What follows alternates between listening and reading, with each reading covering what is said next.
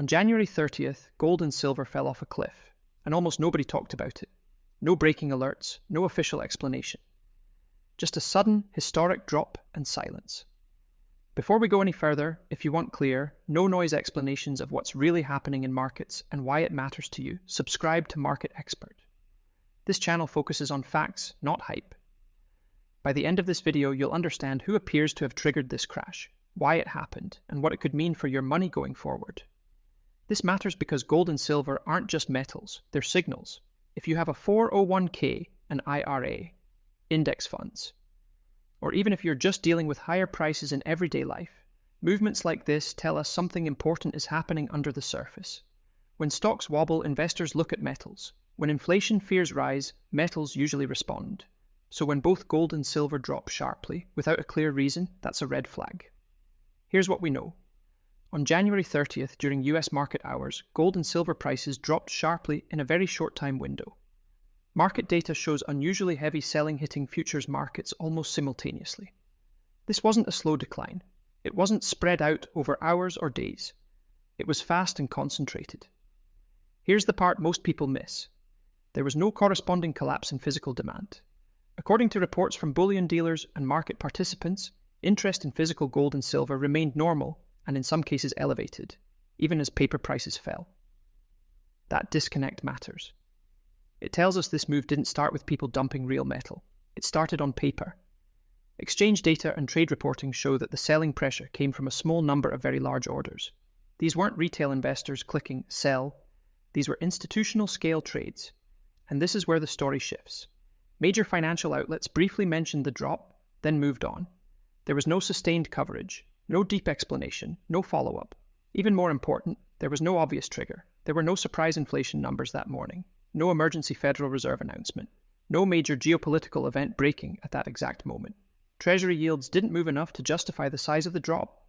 The dollar didn't spike dramatically. Analysts quoted afterward used cautious language. They said things like thin liquidity, technical pressure, or routine profit-taking. But according to multiple independent commodities analysts, those explanations didn't fully match the timing or the scale of what happened. And then came the response, or more accurately, the lack of one. There was no trading halt, no announcement of a regulatory review, no statement from exchanges addressing the unusual activity. That silence is important, because when markets move this violently, silence usually means one of two things. Either nobody understands what happened, or the people who do aren't talking. So who may have been behind it? Based on reporting from market structure experts and former commodities traders, attention quickly turned to large institutional players active in futures markets. These are entities that don't need to own physical gold or silver to move prices. They can sell massive futures contracts, creating sudden downward pressure. Public position reports show that a small group of participants already held large short positions going into that day. When liquidity thinned, aggressive selling may have amplified the move. To be clear, this is not an accusation of illegality. But history shows that concentrated futures selling can move prices dramatically, even when real-world supply and demand haven't changed. This is not financial advice. It's how the system can work. But motive matters. Why would anyone want gold and silver lower, especially all at once?